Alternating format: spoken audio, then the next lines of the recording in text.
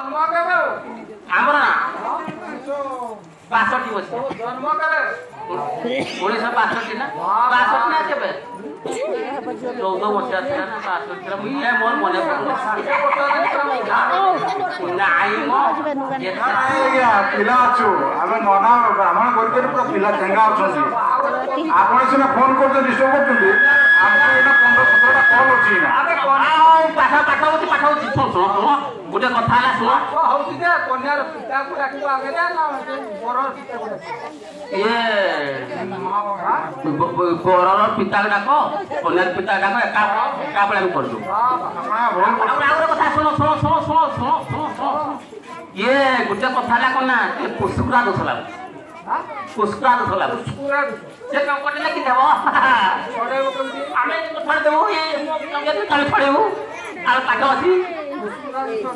ଲାଗିଛି ହଁ